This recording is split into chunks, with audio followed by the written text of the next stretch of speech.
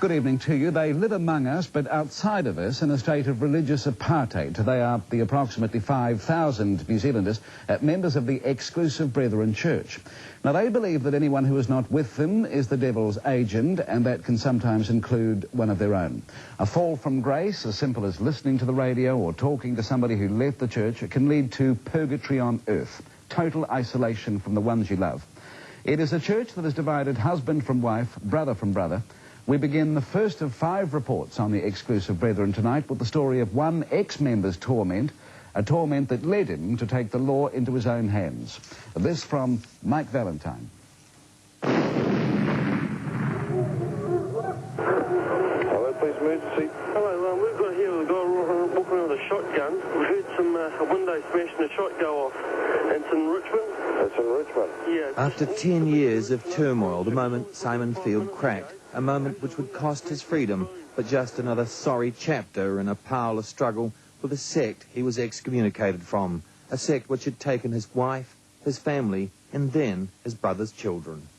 I never had any intention of hurting or shooting anyone.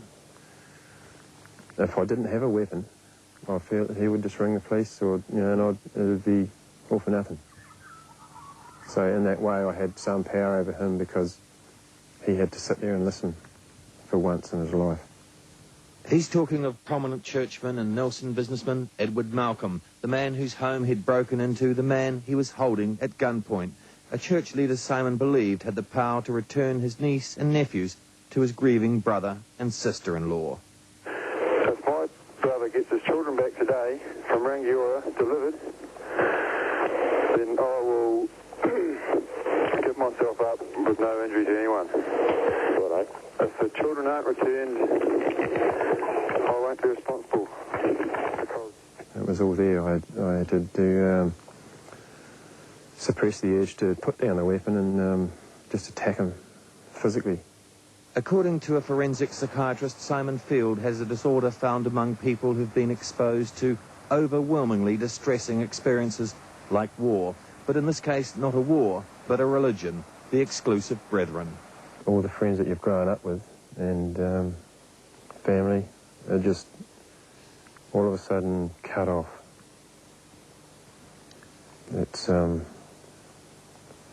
probably even worse than like being in jail sort of thing. I mean, you're in bondage. You may well go to prison for this, of course. Life up to now has been like a prison anyway. I mean, prison, so what? The bars not of a prison, but of the Exclusive Brethren Church, a church which employs security guards to keep people out, a powerful sect with rigid and seemingly bizarre rules, a church Simon, like most followers, was born into. Raised in captivity, no room to move. Chained by religion, nothing does that prove. Most of my life hidden, we only taste a bit. Of life, the rest are living, the fear of the bottomless pit. It's one of dozens of songs and poems Simon has written in his years of exile, an exile which began 10 years ago when he and his young wife were withdrawn for misdemeanours, like wearing shorts, having a drink with his workmates, listening to tape music. In effect, Simon and his wife were put in no man's land. Church members, their families, were not allowed to speak to them, and they were not allowed to speak to outsiders. You don't know how to make friends outside of the cult because you've always been encouraged not to form relationships with people that aren't in your faith. And so you've got the two sides of it. You've got no friends outside and no one that you know and grown up with in your family want anything to do with you. While Simon at least had contact with the outside world through his work, his wife was left at home. It was very hard for her to cope with. And while I was going to work, some priests and that would come around and work on her during the day and ring her up, and gradually they worked away at her. Then there was no one. Simon lost not only his wife, but his family, his mother, his father, his 7 brothers and sisters. As far as they were concerned, I never existed, and any attempts to phone up were just ignored, you know. It was like being an alien. He became to me an unclean person, and if I associated with him, I'd be defiled. Simon's brother Stan was still in the church then. He remembers the fear of excommunication if he even acknowledged his brother. I just had to tell him, I'm sorry, Simon, I can't talk to you. I just had to turn my back on him and walk away. Part of me was longing to talk to him, but I knew the consequences if I did. For Simon, shut out from the only world he'd known and struggling in a world he wasn't equipped for, it simply became too much. He took an overdose. Every waking moment, and that quite often includes not being able to get to sleep in the first place, is just absolute heartache and sorrow, and there's nothing to look forward to. Simon tried to escape the trauma by moving to Australia, but it was family that brought him back home. News that brother Stan and his wife had been excommunicated from the church. But the dream would soon turn sour when Stan and Julia would become embroiled in a battle with the church over the custody of their children. A niece and nephew Simon didn't know, but children who knew him as the devil. They were terrified of me, and they were terrified of going home with us in that car, and Roberta said to her mother, "We can't go home with you because we'll die." Stan and Julia's torment would become his own. I've seen them on the floor weeping in absolute frustration, and you can't do a thing about it. And it made me very angry to see what these so-called Christians were doing to human beings. When Stan and Julia didn't win an ex parte custody hearing, Simon decided to take the law into his own hands. In the early hours of the morning, he broke into this sports store in Richmond, stole a shotgun and ammunition, and broke into the home of Edward Malcolm. After firing a shot into the wall of the home, he attempted to get the church leader to order the release of the children. In my eyes, it wasn't a crime. It was a last resort, last-ditched effort to get some action happening. But in the end, Simon wouldn't back his demands with bullets. I've lost Mr. Malcolm. Have you? He just folded and I'm used to... Oh, Jesus. No, hey, just don't do anything silly, okay, mate? All right, I couldn't pull the trigger on the guy, I'll tell you that. I don't regret it, doing it, but I regret it having to be done. I was scared of Stan doing the same thing, and perhaps, you know, because he was getting very, very frustrated. The Nelson District Court, Simon's there to face the music, but he has a group of growing supporters, people who've been driven down a similar road, excommunicated, shunned by family and friends, who've had to pick up the pieces. I can tell why he'd done that. It's just a lead up of years of confusion. I mean, it's just ruined his life, put it that way. And the only really way to get it out of your system is to do something like he did. He said he feels better from the day it happened. Simon was sentenced to 11 months in prison. By Christmas, he will have paid his dues, but he says there are many out there as dejected, as desperate as he was. Well, tomorrow night on the programme, The Tortuous, a decision of a 14-year-old forced to walk out of the church to save his family. This was a choice Brendan Wood made when the Exclusive Brethren Church came between him and his parents. He was shunned by the church for talking to his excommunicated brother, a sin that would have cost his parents their position in the church. So Brendan faced a choice. Should he be responsible for his mother and father's exclusion from the church, or should he walk away from his parents? Should he leave them? Well, tonight, Mike Valentine continues our series on the church with the story of the Wood brothers. There's a lot of hatred there. That hatred will never stop until the day that I can sit down with my mother and my other brothers that are in there and have a good meal and a good talk and make it as a family. It will never, ever be that way. Religion doesn't split families, but theirs does. And I hate them for that. He was just 14 when he was excommunicated from the church, effectively forced from his home, his family, his friends. His crime? Talking to a brother who'd also been shut out by the church. When my father died, it wasn't as hard. him dying than it was getting out then. Because at least when he died, it was over. It was just starting, wasn't it? Mm. His family's been torn apart by the religion. His mother and brothers, still in the church, refuse to speak to him. The rule of the church more powerful than flesh and blood. All because Brendan, by church standards, was a teenage rebel. Really, that was only watching the neighbours' TV and after school going and playing with your mates, more or less playing tennis. But it was the sin of talking to a brother who'd been excommunicated that put him offside with the church, a church he was then withdrawn from, along with his parents. His brothers and sisters were packed off to live with other church members. They were allowed no contact, a situation which went on for a year. Well, Mum used to cry every day because she missed the family. And then she just wanted to go back, you could see it, and so did Dad at that time. We were just living like robots, as it were, completely remote from it, you know. Brendan's brother, now too excommunicated, vividly remembers that year he couldn't see or talk to his mother, father or brother. And we weren't allowed to speak to them, we weren't allowed to have any contact with them. I think I remember seeing my father once or twice within a year, just as you go past in the ute or something, you know. And you weren't allowed to wave to him, you know, because you're seeing you'd be, so you were compromising.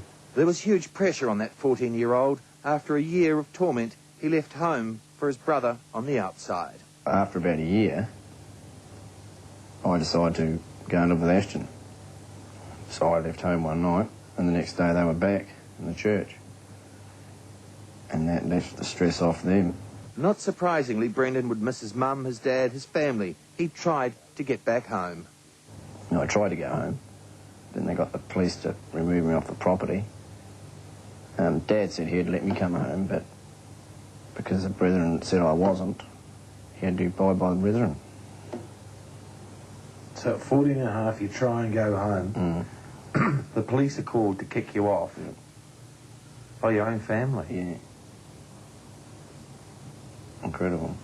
I was actually frightened of him, you know. We thought he was virtually the devil on legs, you know. Yeah, I used to cry running out the gate because I'd turn up with all my clothes and they couldn't accept me. They wanted to, but they couldn't. He was in dire straits. He was homesick. He couldn't sleep. He tried to come home one night. And I remember going around locking up, you know, we all went around locking up the doors and windows and we just thought, well, you know, the Lord's had to act here, you know, and take him away. He's the devil, you know, he has to be taken away. He's lawless, he's everything. And we were relieved that he'd been taken away. We just... So all that, I mean, natural brotherly love, that kind of thing. Gone. It's completely gone. You have no brotherly, no contact, no... Yeah, you're just completely brainwashed into a way of thinking that was beyond natural thinking. Leon became the third member of his family to be excommunicated, a huge trauma at the time, but one he has no regrets about now. Since I was excommunicated, I've been on holiday. It's just been a holiday. My life's completely changed. My nature's changed. Rather than being someone that's walking around on edge all the time, I can now sit and relax, talk to people, have faith in people.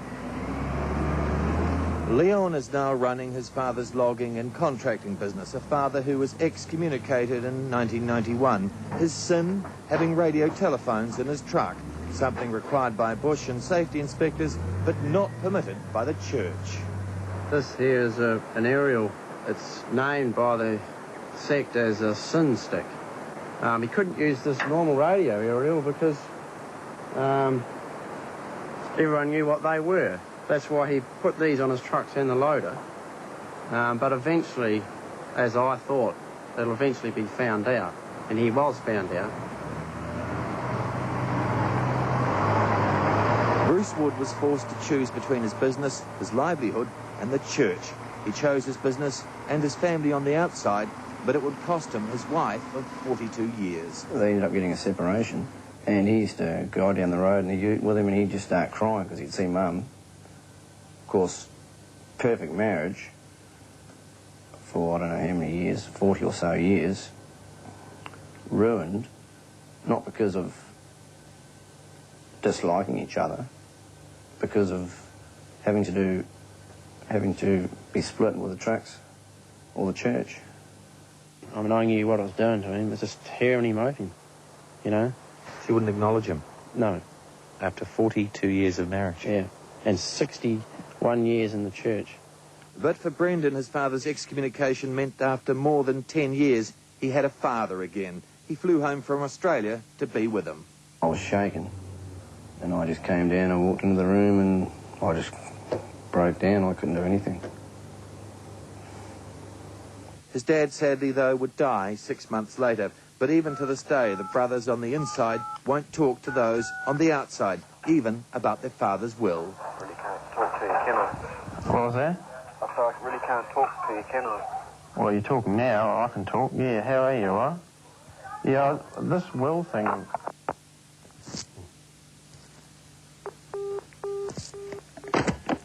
And they say they don't break up families. I walked into my brother's place the other day because I couldn't talk to him on the phone. And he marched me out the gate and says, you can't come on, you can't talk to him on property. No answer. It's just, I can't speak to you, and you locked the gate, and he was storming back off inside. And I was left talking to no one. Both Leon and Brendan would dearly love to be one family again, but they say that simply will never happen. Do you still love your mother? Yep.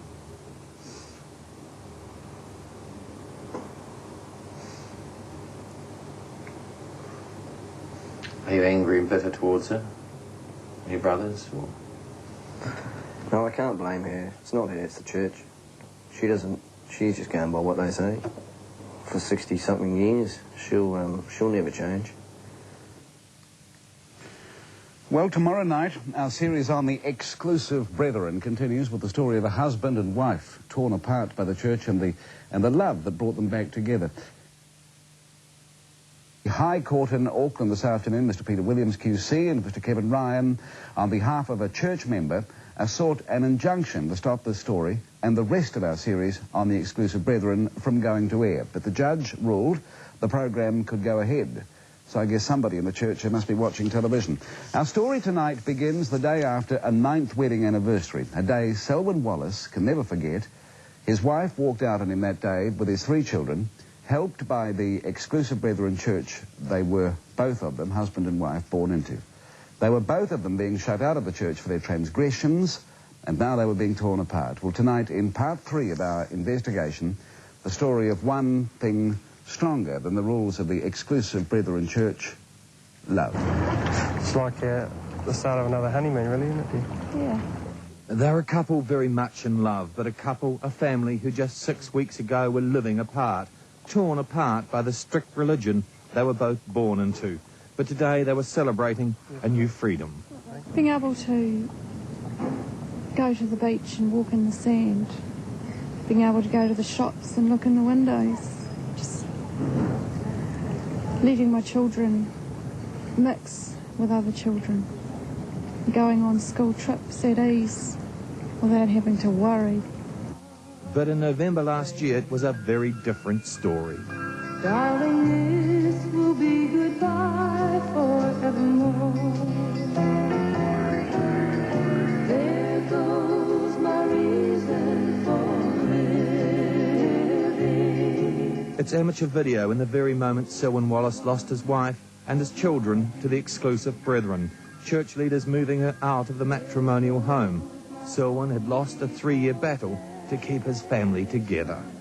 I was wondering what to do with the rest of my life. It just leaves you, in a sense, no reason to live.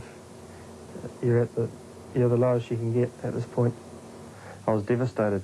I thought that I would find the church as a place of refuge, that I could rely on them to help me in a time of crisis in my life. But they seem to be quite the opposite. They seem to prefer to stick the boot in and just cause a division. For the last year, Selwyn and his wife, under the influence of the church, had lived separate lives under the same roof. She was instructed by the church, or counselled or influenced, however you like to look at it, to sleep in the next room and not to eat or drink with me. I stayed here for a year. It was the most stressful time of my life, but I really loved my wife and I really loved my 3 children, and I just wanted to do everything I could to try and reconstruct the marriage. Selwyn at least had his work, but at home his wife came under immense pressure to leave her husband and return to the church with the children. Selwyn bugged his own telephone and would have a clear idea of the pressures she was under. The priest told her once that if she didn't go back to the church, that one of the children might die. There'd be God's punishment. He'd take one of the children. How did that affect her? That was the last straw. That was when she made up her mind that she definitely wanted to go back to the church. Under church rules, she was not allowed to step foot inside the church until she had a legal separation, and church leaders would be quick to assist her with that, organising a lawyer and footing the bill. And even when his wife had conceded that Selwyn had the right to reasonable access to his children, the church would pressure her to employ a Queen's Counsel to fight even that.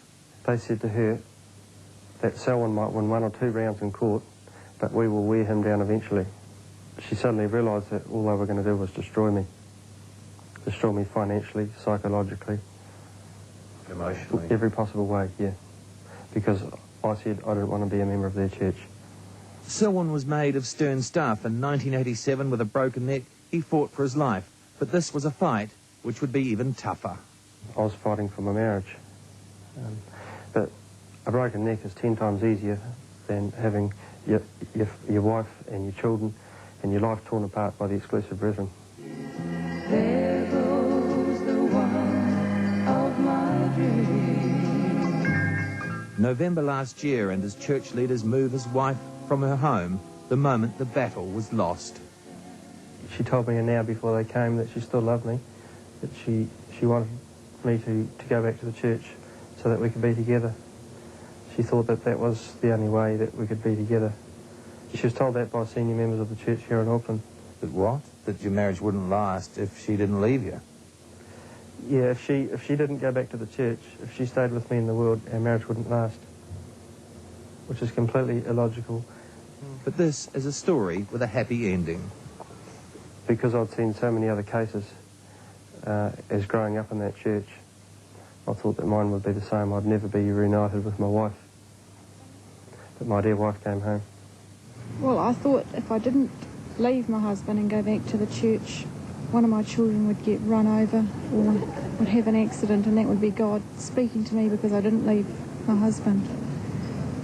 And I feared for my children in that respect, and that is why I can see that I've been deceived, and now God works by love, not by holding an iron rod over your head. Well, tomorrow night we have more on some of the rules the members of the exclusive brethren live by or have to live by. And as a result of our series already so far this week, we've had dozens of phone calls, we've had a good number of faxes from former members of the exclusive brethren church recounting the stories of the turmoil they've been through. An organisation, as a matter of fact, you might like to make a note of this, an organisation has been set up to help former members of the exclusive brethren church. It's called the Families and Children's Rights Trust, P.O. Box 100, Brightwater, Nelson. And that's 5,000 of them are in New Zealand. They are the followers of the exclusive brethren church. They live by a code, strict by most standards, that puts their beliefs and the codes of the church above all else. 150 years ago, I understand from a fax, 150 years ago, seems a long time, but apparently it's so. 150 years ago, they split from what is now called the Open Brethren Church, which are not the people we've been talking about this week. The Open Brethren Church allows anyone to join in their services, and they are not part of the exclusive Brethren Church. Tonight, what are the rules by which the exclusive Brethren Church demands its members live? What are these rules that have shattered the lives, not only of the people we've seen so far on the programme, but the lives of the many people we've heard from during the course of this week?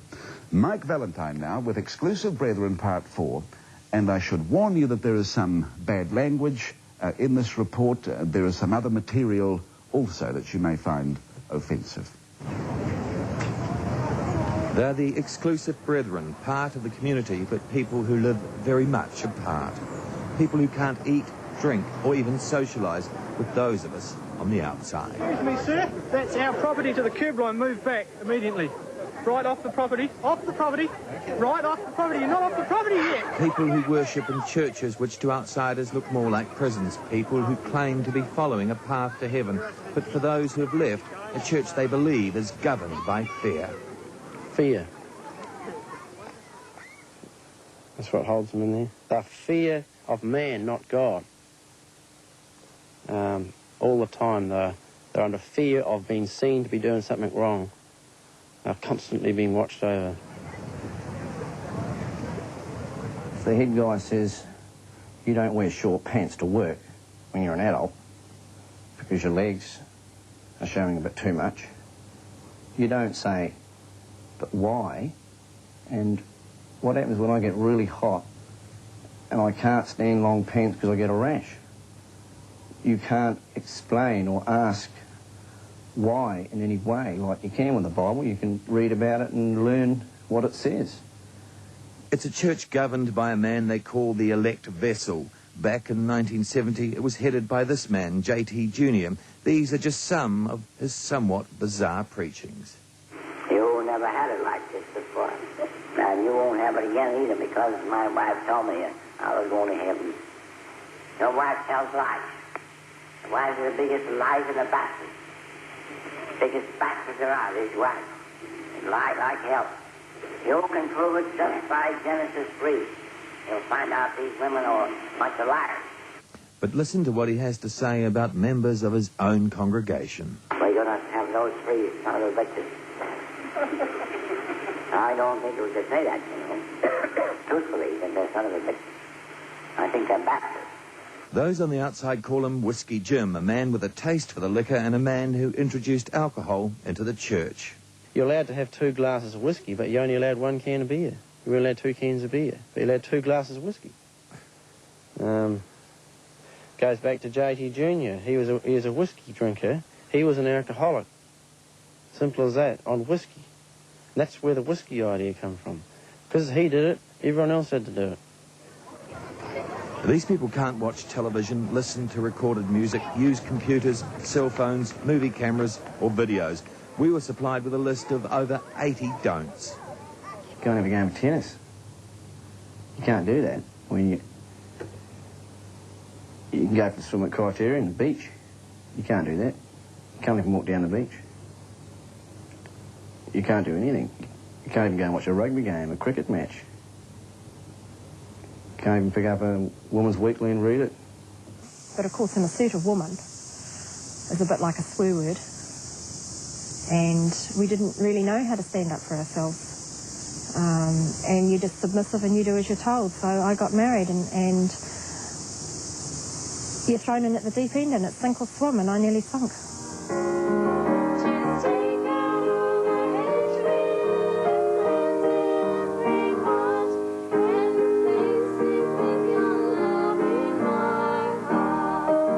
Kathy McLean is out of the church now, piecing her life together after a marriage within the church, which, if not arranged, she says, was a marriage to a man she hardly knew. You just wake up one day and you think, hey, I'm married, how did this happen? And I can remember on my wedding day feeling absolutely trapped, just like an animal on a net, and couldn't get out. It was just all happening too fast for me, and I just sort of, yeah, pretty frightening. Did you go out on dates? Did you go to the movies together? No. Did you? Nope, definitely not. I mean, movies, crumbs. And I mean, we weren't allowed to be alone. The only time I was ever alone with him was one night when he came round to see me where I was living, and I ran him home afterwards in the car to drop him off, and that's the only time I was ever alone with him. Women in the church are allowed no contraception, no makeup, aren't allowed to cut their hair, must wear a scarf in public, and apart from a wedding ring, are allowed no jewellery. It's a church which allows no honeymoons, holiday homes or bachelors. There are restrictions too on even leaving your hometown. If you did karate for an hour every week, every day, and 5 hours on Sunday, because they go to 5 churches on Sunday and they're all an hour each, you'd be a perfectionist, wouldn't you, in 10 years? You're going to church, you're getting that bashed into you every night, 5 times on Sundays. You're not going to think of anything else. It's every night, it's into you, into you, into you. And if you're not there, you've got to have a reason why you're not. And it better be a damn good one. He's the current man of God, the elect vessel, the world church leader, Australian John Hales. On a recent visit to New Zealand for a series of huge meetings, he was shrouded by tight security.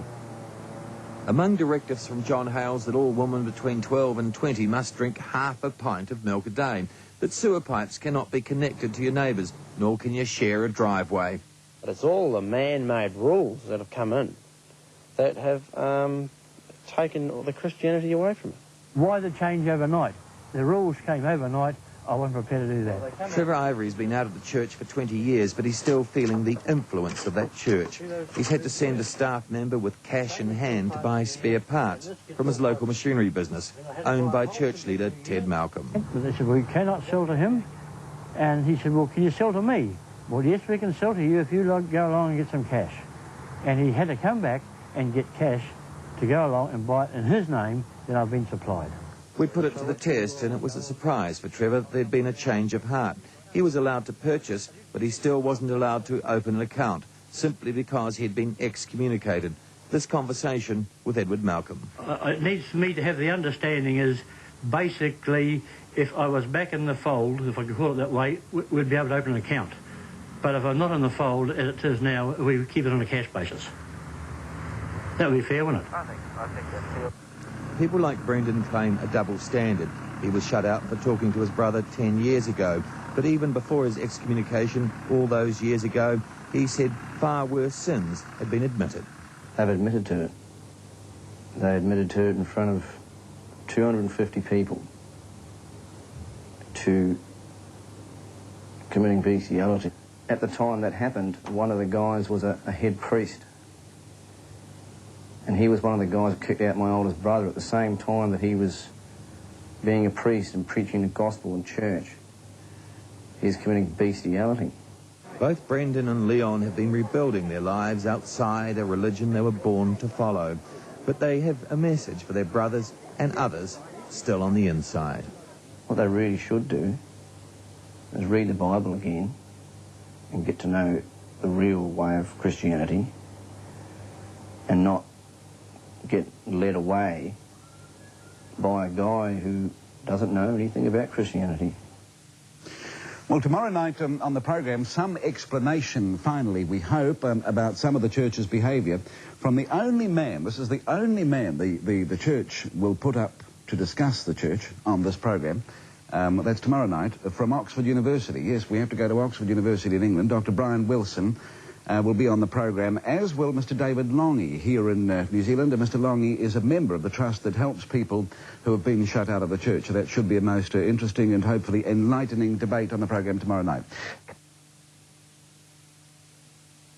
Families torn apart, stories relating the pain of separation and the power of the coerciveness of the church.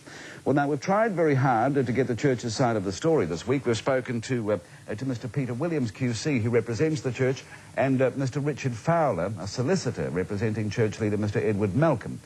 Now, Mr. Fowler says today that Mr. Malcolm might have been available to discuss aspects of the Exclusive Brethren philosophy tonight, but because of a misunderstanding, he will not be appearing with us tonight. However, he did not rule out an appearance in the future. But Mr. Williams, QC, did recommend we speak to Dr. Brian Wilson, a sociology professor at Oxford, who wrote about the Exclusive Brethren in a study back in 1981. Now, Dr. Wilson is in London at the moment, and he's with us, I think, at the moment. Can you hear me, Dr. Wilson? I can, yes. Very good. And the former Prime Minister of New Zealand, David Longy, a member of a trust that helps former members of the Exclusive Brethren sect, is with us in Auckland. I take it, Mr. Longy, you did not hear Dr. Wilson then? No.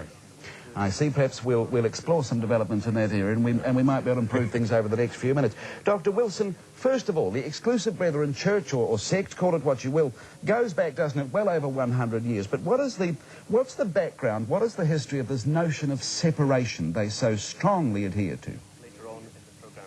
Well, the Brethren began as a group of people who wanted to follow as rigorously as they could the prescriptions of the Bible with regard to fellowship.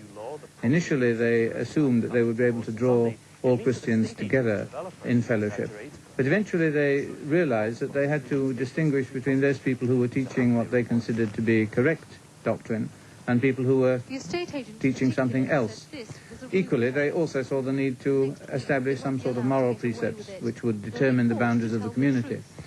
In consequence, they developed a doctrine which is well based in Scripture, of course, that they should separate from evil. And evil implies everyone and everything which is contrary to their sectarian values. So that in consequence of this, they have, over the years, pursued quite a rigorous policy of seeking to dissociate themselves with those things which they considered worldly and profane. And that, of course, is an ancient distinction in religion. The sacred and the profane are kept apart, and this is what the Brethren effectively have done. But when did the separation, the apartedness, when did it start to be enforced with what some would describe these days as a bizarre rigidity? The idea of children, for example, not being able to play sports and games with other children in the school, or not being able to eat at lunchtime with their classmates, not watching television, not listening to the radio. When did all of this develop? Well, if you go back to the New Testament, you can find it there, of course. In a house will be 5 divided, 2 against 3 and 3 against 2, father against son, son against father. So it's a very ancient problem. It's not something which the Brethren have invented for themselves. Well, David Longy, your main worry, if I can come back to Auckland now, Dr. Wilson, your main worry, David Longy, I think, in what you've seen of the Exclusive Brethren Church over the years, is what happens to the children. Well, let's say something positive about Exclusive Brethren. If you're adult and you believe it, you actually lead a very fulfilled, thoroughly disciplined, totally committed life. And if you accept all of that, it's a very fulfilling existence. You're actually standing for the right against the evil of the world. The problem is that as there has been an increase in sophistication in our world, television, laser beams, turbocharged cars, all these things, they have become more and more assertive that the world is building up about them, and they are striking people away from that, and kids can't walk down the street now without seeing a television on display. And when the children develop a taste for something which normal people would regard as quite everyday, they actually shut them out. And that is an appalling consequence for being caught in the conflict between a church which pronounces itself to be about to become the perfect vessel for Christ's return, and having to live in Mangere as a kid, going to school, in a world which has long since gone far beyond the technological developments of the church. But as Dr. Wilson wrote back in 1981, to the Exclusive Brethren Church, the family is an extremely powerful and important event. Absolutely. All right, the family is everything, and communal bonds are very tight. I mean, that's good, isn't it? I mean, outside of the Exclusive Brethren Church, we can find the family is detrimentally not so. The programs this week will have fortified the conviction of Exclusive Brethren that they are right and that we are wrong. No doubt about that. It's fundamental to a sect that that be so. But what I'm saying is that I don't recognise any Christian doctrine at all in the idea of shutting out from one's very existence one's own son or one's mum or dad. It's just wrong. And the fact, too, is that once they do it, all points of reference for those people are gone. They've gone to church meetings every day of the week. They start at 6 o'clock on a Sunday. They go all day, an hour and a half every day. And when they're shut out, to whom do they turn? And they end up going back because they don't relate to that world from which they have been very carefully cocooned and sheltered. Do you have a comment on that, Dr. Wilson? I mean, in terms of the apparent extremism of that separation in the 1990s, the relevance, if you like, of the church to the 1990s? Well, of course, the Brethren themselves are not really concerned with relevance to this world at all. Their values are entirely located in another sphere. They perhaps have become more rigorous because the world itself has become somewhat more immoral from their point of view. Exactly. What about the aspect of children and the right of children to some extent to choose who they associate with, what kind of direction they go in, Dr. Wilson? Did you find in your study back in 1981 any disturbing evidence that that right of some freedom, if you like, was not being observed or allowed? Well, I haven't looked at it in those terms specifically. I've looked at the way of Brethren life from the inside. Obviously, there will be, and always are, likely to be conflicts between people who are associating somewhat with a wider society and also with the sect. That's inevitable. But on the whole, I would have thought Brethren children are reasonably happy within the households in which they operate. and live according to the values which their parents inculcate. That, after all, is what education is about. It's not only a matter of people having freedom of choice, it's a matter of people being guided along what are considered to be the right paths. You see, that, and I accept that as an analysis of when it works, despite how dotty it is in the modern world. But the problem that I have with it is that I take a different perspective from Dr. Wilson. He is able to stand back, not as a member of the church, I think he'd acknowledge that, and he's able to see it from the inside where it has worked. I've seen it from the outside where it's been a disaster. I've seen parents that just won't speak to their children. I've seen kids that can't go home. I've seen a husband and a wife reunited at 2 in the morning because they went and removed the possessions from where the wife had been closeted, and I was there that morning and I had a cup of tea with a woman, and she clearly regarded this as the most awful thing she'd ever done in her life because I was the incarnation of the devil. Now that in 1993 New Zealand, to me, is a totally wacky phenomenon. Are we likely to see, are we likely to see an increase in the rigour as the Church defends itself, Dr. Wilson, against the perceived increasing immorality of the modern world, or might we see a liberalisation over the next few years, do you think? Well, I think that's extremely difficult to know. I think the Church, of course, is not their word for themselves. I think the Brethren will seek to hold to the values which they believe they've inherited from New Testament times, so that I don't see that there's likely to be any liberalisation, as you call it. That, after all, wouldn't be part of what they would consider to be God's plan for them and for the world at large. Dr. Brian Wilson, Sociology Professor from Oxford, thank you very much for getting up so early in the morning and appearing on the programme, and to David Longy, thank you to you. In New Zealand, there are around 4,000 members, and while they haven't been in the news much in recent years, tonight they're accused of tearing apart a Nelson family. Tasman MP Nick Smith raised the couple's plight in Parliament today, where he branded the church as obsessive and tyrannical. For most people, flowers in the garden are a joy. For the exclusive Brethren sect, though, a well-tended garden is an object for suspicion. If you spend too much time in the garden, it doesn't leave enough time to worship God and read the Bible and do other things that you're meant to do. That was just one of the crimes leading to the excommunication from the church of this young Nelson couple. And with that excommunication, the couple lost their 3 children to the church, which considered they weren't fit parents. Dressing their children, now 10, 9 and 8, in denim and bright colours was another crime. This may not look it, but it is a church. It's the main Nelson headquarters for the exclusive Brethren sect. It's austere, all right, but it's not as austere as some of the sect's rules. Another rule the couple broke was going to the beach. Yes, taking their children to the beach was considered just too risque for the church. The church elder asked me whether I went swimming, and whether my wife went swimming, and what was she wearing. If we went there again, we would have been excommunicated, wouldn't we? Well, finally, might have a corrupting effect on you. They've only been allowed to see their children twice in the last 2 years. They now live with their exclusive Brethren grandparents at a sect community in another town. My father had to ring up the leader from Sydney to get his permission before we were allowed to see them. What's the worst part of this for you? Not having any contact with our children. We don't know whether they're alive half the time. We don't even know if they're well or in hospital, crook, sick. I don't know. It's just... They won't talk to us. They're petrified of us. They're brainwashed against us. So it's really a fight for the minds of your children. They control their minds. If they controlled our minds, you can't think for yourself. All has been ready for the children's homecoming now for years. I wake up in the morning, I think, what have I got to get up to? Nothing. I was a mother with 3 children. Get them ready for school, take them to school. I've just got nothing. I feel, as my husband said, absolutely empty. The MP for Tasman, Nick Smith, is in our Wellington studio. Good evening. Good evening, Nathan. Are you sure that we've got both sides of the story? Are you sure there's not more to it than what you've related so far? I have talked extensively with the family.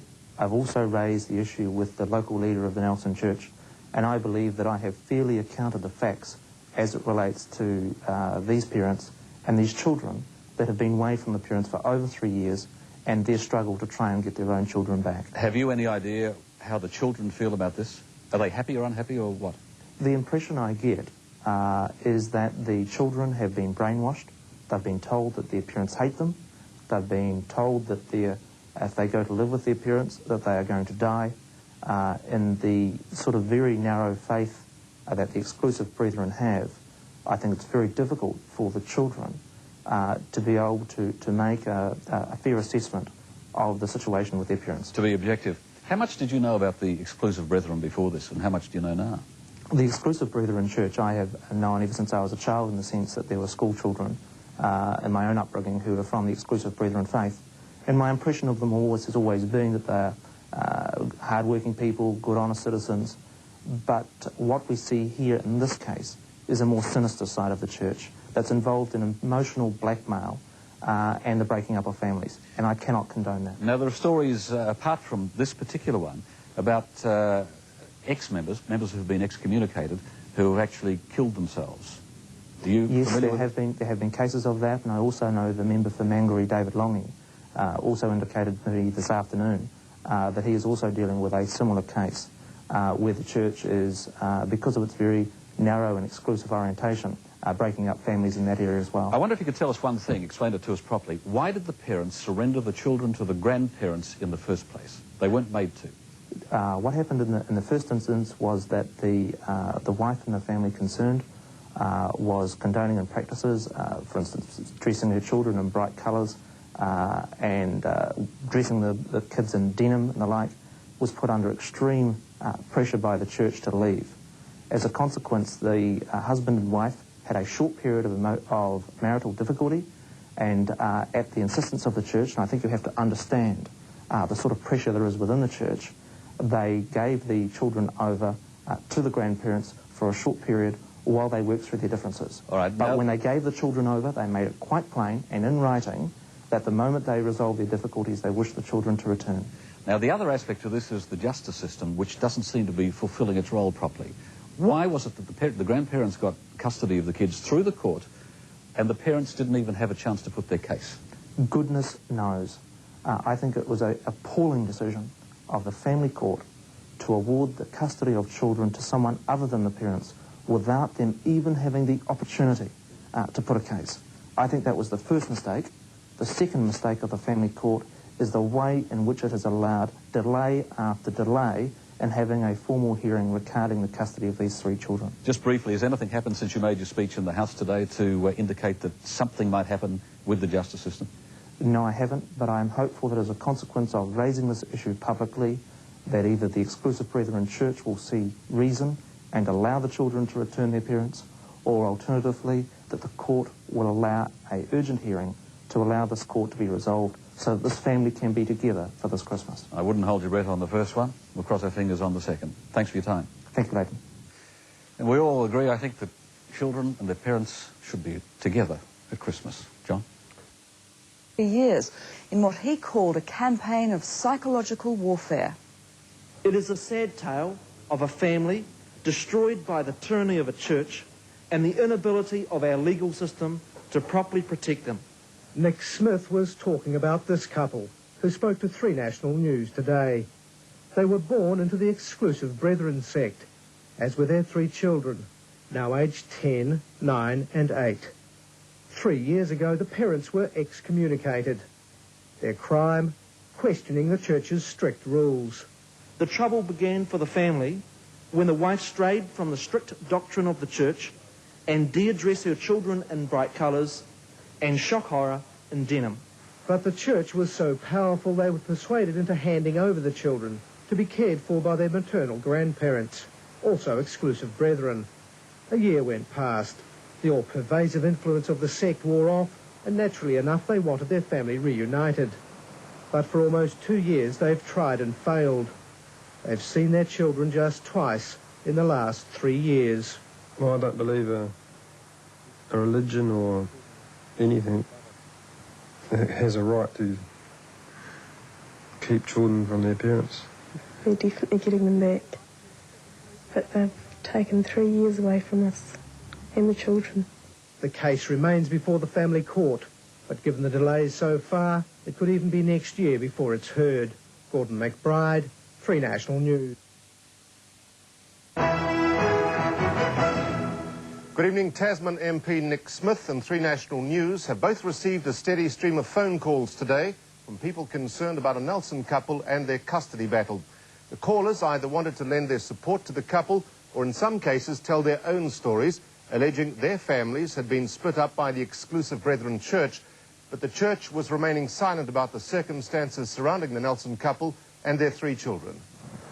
The Auckland headquarters of the Exclusive Brethren Church, a church that surrounds itself with security fences. And when Three National News was filming here today, we received a warning. We're doing a story about a controversy involving it. And who are you? I see. Well, just be a little careful. Will you? Yeah. That's the only comment we've managed to get from the church, apart from this yesterday. TV we don't want to see. Mr. Norton. The church is at the centre of a child custody battle. This young Nelson couple were excommunicated 3 years ago, but allowed their 3 children to stay with the sect. For almost 2 years now, they've been trying to get them back. Campaigning for them is Tasman MP Nick Smith, who today received dozens of calls and faxes from former sect members applauding him. The Exclusive Brethren Church are a rich and powerful organisation who are very keen to silence this issue and not to let it be looked into just what they are doing to families. And David Longy, who's dealt with similarly distressed former sect members in his electorate, backed Nick Smith up. They are, of course, saying today, I think, that they don't exert this pressure. That is a lie. And there was this from a former Auckland sect member who, like all the others who contacted Three National News today, wasn't prepared to reveal his identity. I can, name 10 or 12 people right now I could who simply have been totally excommunicated from their families, say not in touch. They try to get in touch. It's not from the one of trying, but they are simply ignored as if they weren't there by members of their family. A Victoria University expert on world religions said the church used to be called the Plymouth Brethren and was formed when it split with the so-called Open Brethren in the late 1840s. If you believe that you are the group who will make it to heaven at the end of time, that you're the only group that God has chosen to spend eternity with, then you're going to have very strong parameters and very high fences and walls. If you really believe that you're amongst the elect, you're not going to worry about what television thinks or what radio thinks or what the courts think or what anybody thinks, are you?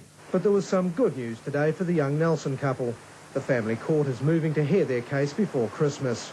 Gordon McBride, Three National News. Former members of the sect wanting to tell their stories about the church. The man campaigning for the couple, MP Nick Smith, was flooded with telephone calls of support today, many from former church members themselves. For the past 2 years, the Nelson couple have fought for custody rights. The pair were excommunicated 3 years ago, but allowed their children to stay with the sect. Now they want them back. Today, the family court moved to hear the case before Christmas. Leaders at the church headquarters in Auckland are keeping a low profile. And a 20-year-old green church. What's this church all about, the Exclusive Brethren? What power is it they have over their members that can split father and son, brother and brother, and children from their mother? Just what do they believe? Phil Hoyle was born into the Exclusive Brethren. He was a member until he was excommunicated at the age of 23. Phil, this church that you once belonged to, what power is it that they have over people that can do the sorts of things that we mentioned? You're born into it, and it's really a power over your mind, the way that they teach you about things, and it's the way that they use innuendos in their teachings to have you thinking certain thoughts, and then they use those, and they use family and other means of pressure to keep you in conformity. There are some aspects of the approach to family that I want to ask you about. Yeah. For instance, there's no attending family weddings or funerals in another town. Why is that? That has obviously come in since I was involved in the church, but it's just another way, I think, of controlling the individual members in the church all the time, knowing where they are and what they're doing. This case is all about another one of those points. There's no access for a parent to his or her children if that parent is out of the church. Yeah. What's the reason for that? Because I don't want the children contaminated, would be what they would say. And normally the situation is that a person is under great stress and is cut off from all his family and all his support, either if it's the wife or the husband, and they get them in a situation to where they relinquish custody of their children very easy. And it's only after that they've got themselves sorted out a little bit that they realise what they've signed away. And under the law, I think it's very difficult to change. There's no travelling outside the town you live in unless you get the permission of an elder. That's right, yeah, that's, it's all control. It's become more and more and more control. It started at an eating matter. That's the first thing I can remember. It became very difficult, and people started jibbing then was when they said, you cannot eat with anybody apart from the members of your church. If you can't have communion on Sunday morning with them, you don't eat with them. So you can't save other people, you can't talk to other people about what you believe? And well, they say you can. They go and stand on the street corner and mutter about things all day. But you can look as sinful as you like. You can even go up. I've known of people that I've been with have gone up and asked them the way of salvation, and they can't even tell them. So... Why were you excommunicated? I was what they called not transparent. I wouldn't tell them the little business deal that I had going with another member of the church. So that was my... Was it a legitimate business transaction? It was a legitimate business transaction. You just wanted a little privacy? Yep. Was there anything unchristian about it? No. Was there anything that you, on Judgment Day, that you would imagine God would condemn you for? No, not my God. He would never condemn me for it. It was a straight business matter on a farming matter, actually. Do they know how to have fun? Are there good sides to the Exclusive Brethren? Not as such, I don't think. You know, you're brought up to live no other way. You don't appreciate what's on outside. We were allowed to go to the beaches in our time there, but I hear now that they're not allowed to go to the beaches. We used to create our own bit of fun at times. We'll stir the eldership up a little bit. I can remember one particular time we used to have what we call these 3-day meetings, which was a Friday, Saturday and Sunday, and the edict came out, you weren't allowed clocks. So we thought, well, blow this, we don't want these old guys going on for a couple of hours and keeping us cooped up in the church, so we set 3 alarm clocks to go off simultaneous 55 minutes after the church service started. Everybody's sitting in church and very piously going on talking about the scriptures, and that next thing off, these 3 alarm clocks went off because we just split laughing, all those young guys, and we got in a fair bit of trouble over it, but that's, that was our bit of fun, I suppose. Did you ever miss the church after you left it? Did you ever feel that you'd done the wrong thing? Did you ever feel that you belonged back there, you wanted to go back there, or have you survived quite well? No, we didn't. I've never missed a church as such. Family, yes, and my wife, I think, probably missed family a lot. Have you had anything to do with your family since you were excommunicated 21 years ago? Well, over half of them are out now, so we've had them one by one. We're getting back together. Are they all happier out? Or yes, no, they're all happier out, yeah, by a long shot, yeah. Phil Hoyle, thanks for your time. Thank you. Now, we might add that since this story broke earlier in the week, TV3 has been contacted by numerous members, or ex-members, should we say, of the Exclusive Brethren, all wanting to give us information, but Phil Hoyle was the only one who was willing to appear on camera. He lost his job as a pilot because sect members refused to fly with the airline which employed him. Well, if anyone tells me that I'm going to go to hell at any stage, all I can say is they're too bloody late. I've been there. Murray Turley is one of the well-known identities of New Zealand aviation. He flew for NAC and set up the since defunct Air Albatross in the 1980s. He used to fly briefly for Air Nelson, but as Nick Smith explained today... In 1989, when Mr Turley had just been employed as a pilot with Air Nelson, and after only days in employment, an Exclusive Brethren passenger recognised him.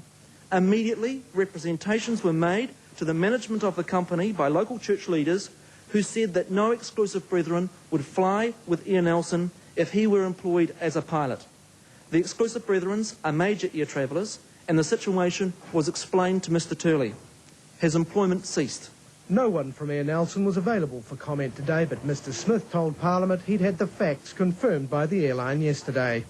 They were questioned as to whether they had difficulty as to my flying ability. They protested strongly that that was not the issue, but that they had moral issues with me personally, and that they would not fly with Air Nelson if I was employed by Air Nelson. Parliament heard today that Murray Turley was excommunicated from the church in 1978 for wanting to seek employment out of Wellington. Church leaders escorted him from his home, leaving behind his wife and 6 children. The last time I saw my boys was in December 1977. Was there no telephone calls, no contact at all? None whatsoever. Murray Turley came forward to tell his story after Nick Smith's claims in Parliament last week that the church had split a young Nelson couple from their 3 children. For its part, the church has been vehemently denying claims that it splits up families. It's hired a Wellington lawyer to defend itself, but so far it's refused to talk to 3 National News. I've been in hell. Thank you very much. I only wish some of my prosecutors could taste the same delights. Gordon McBride, 3 National News.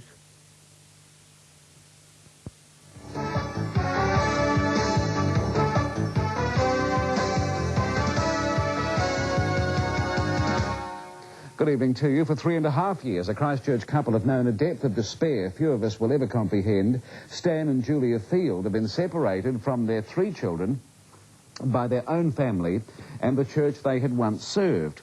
At the Exclusive Brethren Church, this is a church that has torn apart families in the name of God. Late last week, the Fields' nightmare ended. They became a family again. They were finally reunited with their 3 children and spent their first weekend together in 3.5 years. This from Vicky Wilkinson Baker. Wow. It's early days, but I feel good about it. We just sort of get to know each other and we feel we're knitting back together as a family. A family finally reunited after being torn apart by the Exclusive Brethren Church. We get some mountain bikes, I reckon. And everybody come up here. Can I get one of those tiny wee mountain bikes? Tiny wee mountain bikes? They are now rebuilding, making up for the years they were forced to live apart. Come on. I can't get any rocks. The saga started in 1989 when the Fields were thrown out of the church. They weren't conforming, there were problems with their relationship. Initially, they agreed the children would be better off within the church with their grandparents. They soon realised the church didn't view it as a temporary arrangement. It's been like a war, really.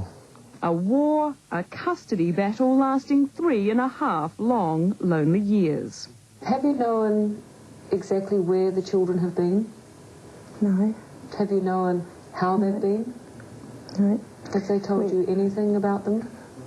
No, we haven't. There's times on birthdays we've tried to get through and they have refused to tell us where the kids are. Really dying to put our arms around them and give them a hug. Early last year, things were so desperate, Stan's brother Simon took the law into his own hands. Hello, police emergency. Hello, we've got here a guy walking around with a shotgun. We've heard some window smash and a shot go off. He went to jail for threatening church leader Edward Malcolm at gunpoint, demanding the children be returned to their parents. And it made me very angry to see what these so-called Christians were doing to human beings.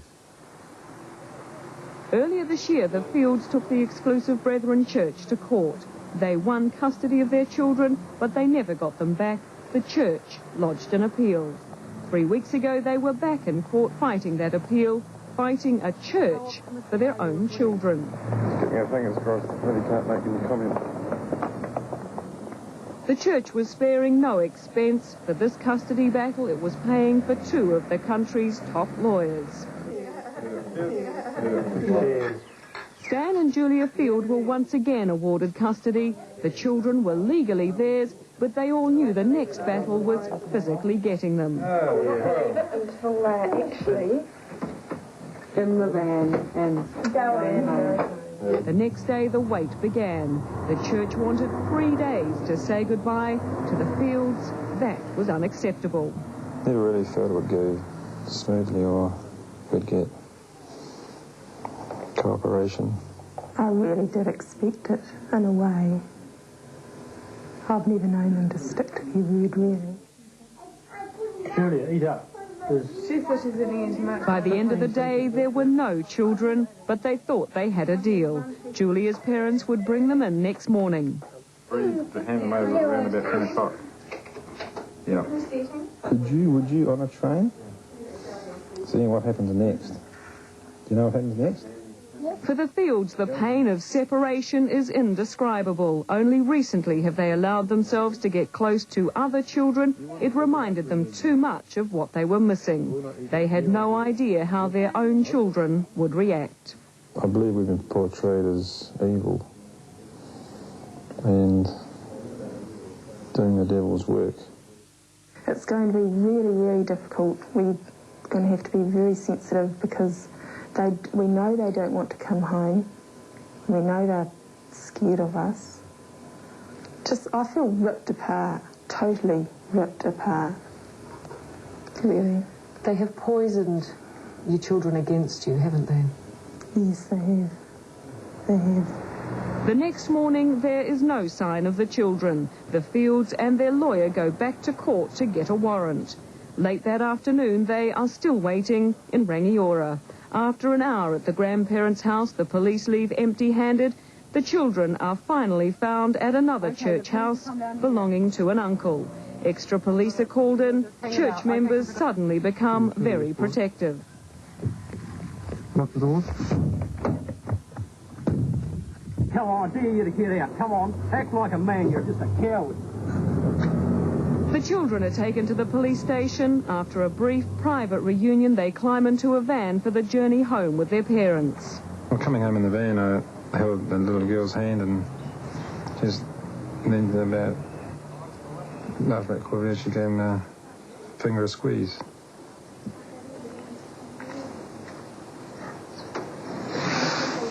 They soon came round. Yeah, they realised that we're their parents. God gave them to us.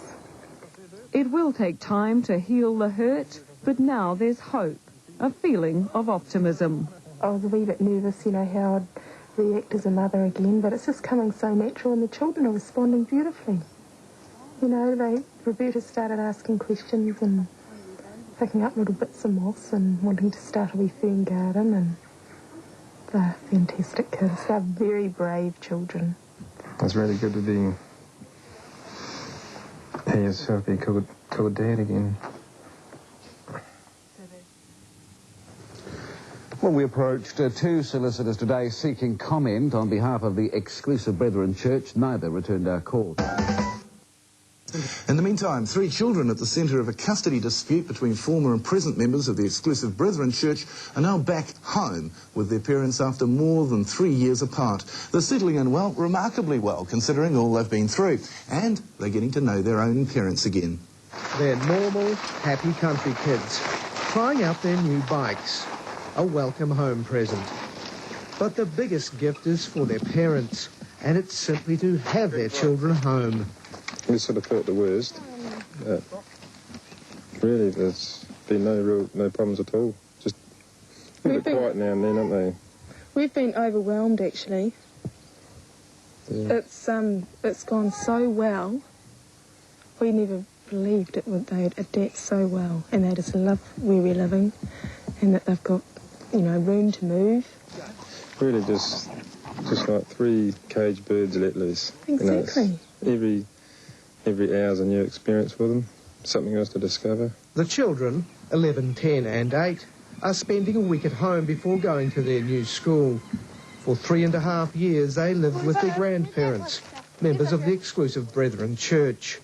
Last week, they were ordered by the High Court to hand the children back. It's just good to know that that hasn't been able to obliterate natural parental love between us and the children. It's still there. Every day little things come out and we're getting closer and closer, but we will need counselling. Yeah, we'll definitely go for that. But the children are adapting, like Saturday night they started calling us Dad and Mum so naturally, it came out so naturally. And well, what now? Well, let's get on with our life and establish ourselves now and move ahead. There's no looking back, as far as I'm concerned. Is he? No, I just want to put the last 3.5 years behind us. Just completely forget them if we can and get on with life as a normal, happy family. Gordon McBride, 3 National News.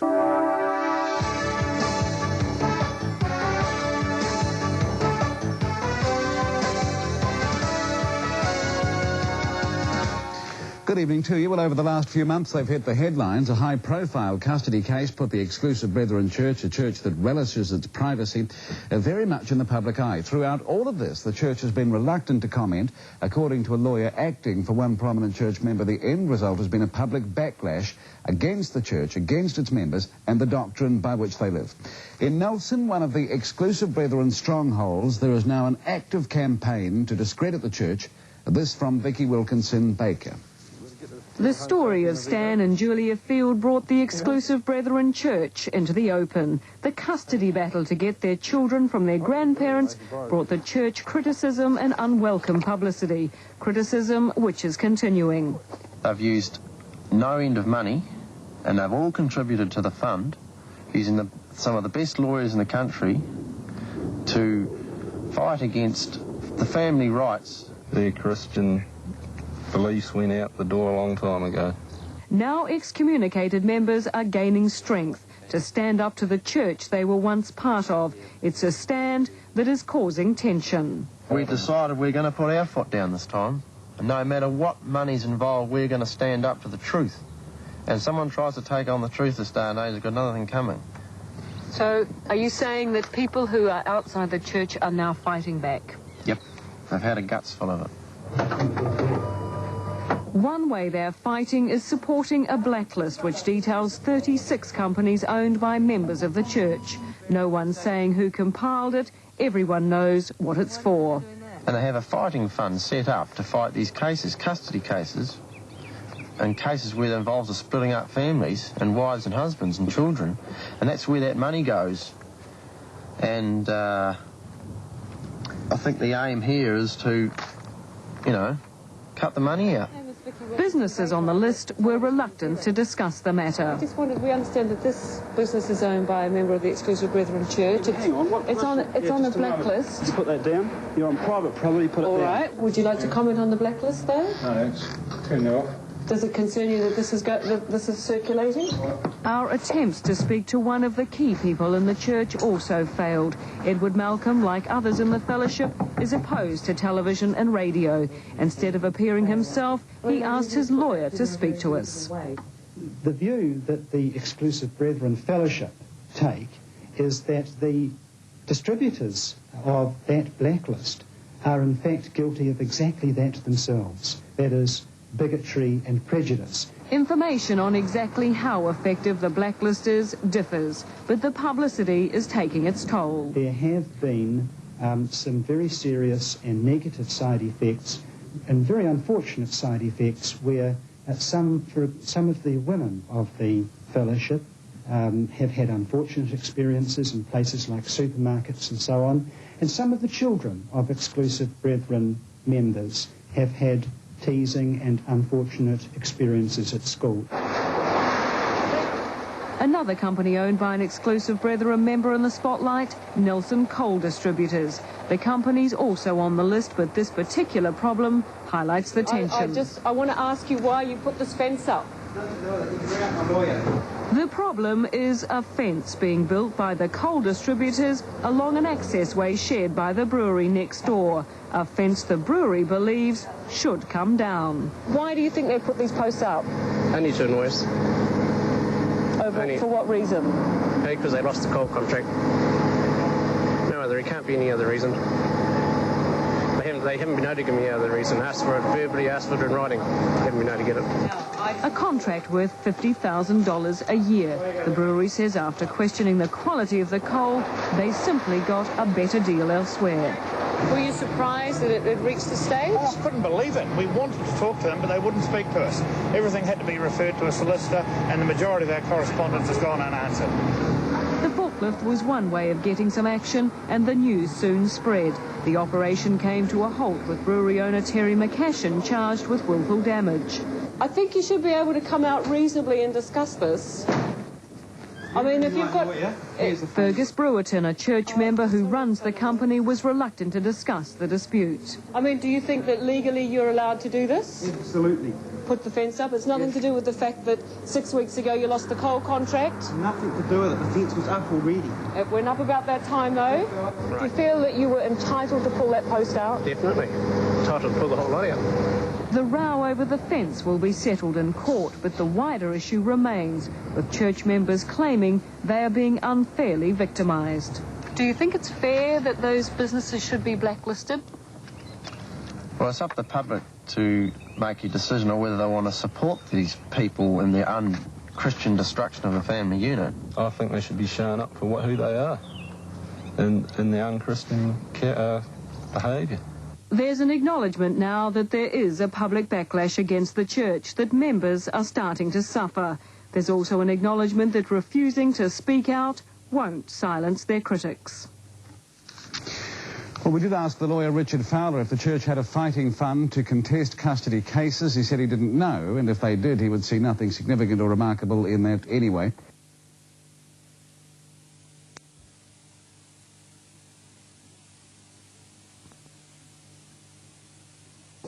Members of the church tonight have denied going to the property, except by invitation, after it was alleged 2 carloads paid an early, unannounced visit. Stan Field was checking his security today after yesterday's unwelcome visit. It was just on 8 in the morning when at least 6 people arrived. I didn't get to speak to the children. They just remained in bed. One member of the family knocked on the window and woke one of the children up and called out their names, and that's when I was on the phone. Stan and Julia Field were separated from their 3 children for more than 3 years. Last month they won them back after the High Court ordered their exclusive brethren grandparents to hand them over. Tasman MP Nick Smith's taken up the family's case. The police have been excellent and have put trespass orders on the people that are specifically involved.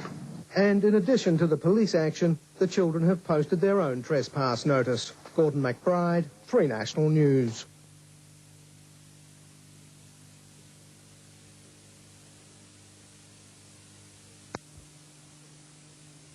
Control of 3 children. Stan and Julia Field make a plea to be left alone. Also tonight, the All Black Institution... Good evening to you. Running along the beach with Mum and Dad, having a holiday, watching television, finding out about the world, going to sleep, listening to the music of your choice. It's been a heady 3 months, an exciting time for the 3 children of Stan and Julia Field, tasting both family life, the children, and the world outside the exclusive Brethren Church. 3 months ago, Julia and Stanley Field won a 3-year-long court battle to reclaim their children, their own children, and now the grandparents, who are members of the exclusive Brethren Church, have taken the case to the appeal court to get the children back. The Fields heard the news of the grandparents' action while on holiday in Australia, a holiday from New Zealand, but not, it seems, from the members of the church they'd left. This from Mike Valentine. Just anger. It just makes me so wild. They don't even care for our children's feelings. We're both dumbfounded. They can't accept that they've lost. The children themselves just want to get on. Why can't they leave us alone? For Stan and Julia Field, there was anger, frustration and devastation that the courtroom battles for their children are not yet over.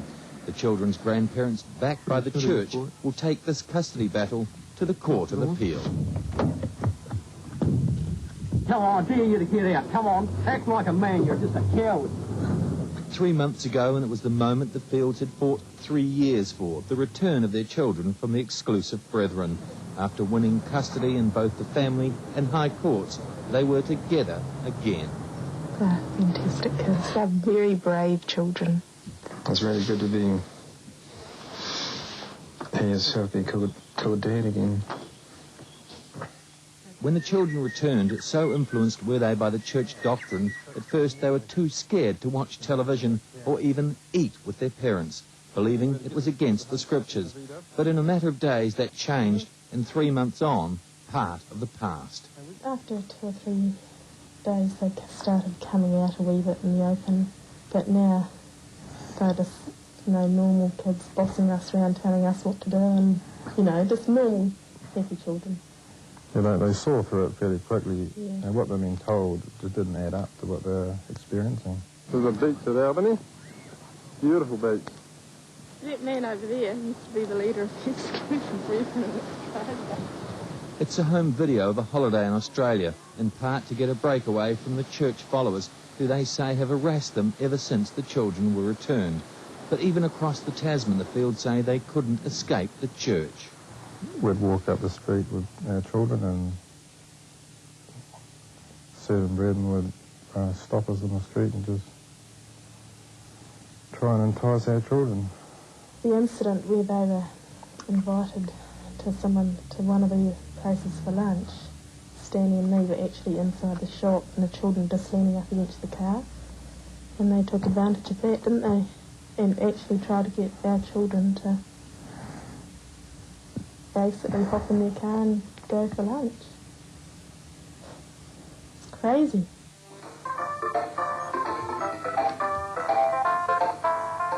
Because of court rulings, we can't show you the Field children or broadcast interviews with them, but they've made it clear they're happy back home with Mum and Dad and have no desire to return to the church.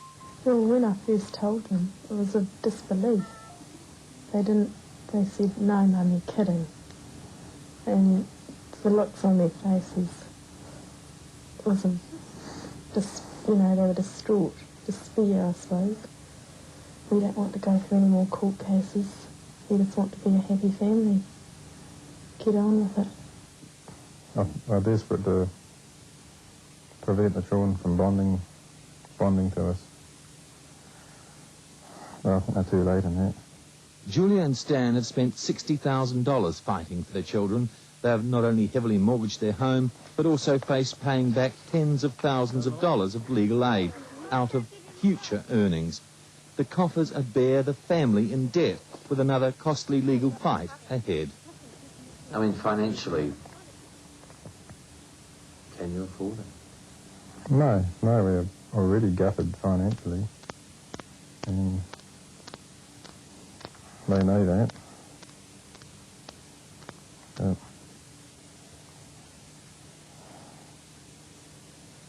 What do you do? What can you do about it? I don't know. That same old sinking feeling again,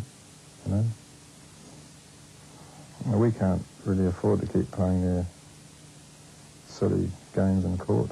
The Fields claim the church and its leader John Hales are determined to get the children back at any price, that the grandparents are pawns in a much bigger game. But I plead to my father, stand up and be a man. He knows in his heart that our children are happy. He can be a man if he wants to and just put a stop to it. He doesn't have to be led by this Hales. I plead with Dad just to stop it himself. Well, we contacted members of the grandparents' family to try and ask them why they're appealing the High Court and the family court decisions. They'd never called back. Still to come on the programme, a New Zealander, and, they'd won the marathon custody battle, and having done so, they hope to disappear back into the landscape and get on with rebuilding their lives in the quiet rural town of Tapawera, just outside of Nelson. But this was not to be, this was not to happen. The Fields say the church and family members have continued to harass them, so they're leaving the country to escape them. This from Vicky Wilkinson Baker. It's been like a war, really. A battle, but the Fields finally get custody of their children. They soon came round. Yeah, they realised that we're their parents. God gave them to us. Family members within the Exclusive Brethren Church forced to hand them over. It's really good to be yourself, be called Dad again. After 3.5 years, the Fields take their children home. That was June last year. What were your hopes and dreams then? Hope to be able to settle down and have a nice lifestyle out here. Heal the wounds and recover. Has that happened? No, not at all. What has happened is constant pressure from family members within the church to see the children keep in touch. There's pointedly no mention made of us at all, in fact. So they never ask how Mum and Dad are? They never... No. Where they write them as though we don't exist. Julia, a lot of these letters, they're all from your family. Yeah, my family has been particularly nasty. Certain brother and sister have been cruel, really cruel. And a letter from that brother in Rangiora shows just how determined he is. But this one here particularly concerned me because he says that I have waited at different spots up there recently hoping to see you. When the Fields won custody last year, they expected those who'd looked after the children to try and contact them. There were phone calls, visits, and of course the letters. Missing them was understandable, but Stan and Julia say that was not the only motive. Why are they doing it? Well, it's to keep themselves alive in the children's minds and hoping that when they're old enough, they'll want to leave us and go back to the church. The Fields say the children are happy, quickly adapting to life back with their parents. But attempts to undermine Stan and Julia continued. Letters were even sent to the principal of the children's school. She says they're insinuating that the children will need extra care and school may be the only security they have. She wanted to know how the children have coped with the traumatic change and asked if the children would like to write a little note from school. They want to get them behind our backs. They lasted 8 months. The continual harassment wore them down. The Fields have decided it's time to move on. They're renting their house, moving to Australia. And emotionally, really, we're just tired, just had enough. And we could, in one sense, stay here and just fight it out, but we've got to get on with our lives. Been sad all along, really. I miss all the wood pigeons flying over. Well, it's the end of another chapter. A chapter they would prefer to have a different ending. Great for the children, for starters. They loved it out here and loved the school and everything. That is sad, because the community's been so supportive. Yeah, the community's been great. They rallied around and helped us. I'm sad to say goodbye to them. They've torn us to bits, really. So what would your message to the church be then? Just leave us alone, you bastards, you know? This makes me so angry. The kids are so happy. Why can't they just leave us alone? And are you sad to be going? Yeah, I love New Zealand, eh? I do. The children themselves have no doubts. They want to be with their parents. What's the last 8 months been like with your mum and dad? Been good, great. Is there any way that you want to go back to the church? No. Back to your grandparents, back to your aunts and uncles in Rangiora? No. The custody battle has cost them dearly, virtually ruined them financially, but they have their children and their hopes for a fresh start in Perth. So some sad farewells this afternoon at Auckland International Airport, and although the Fields have friends in Perth to help them when they get there, church members also live there, but they're not related to the Fields, and Stan and Julia say they won't be able to use that as an excuse for seeing the children, and we wish them well.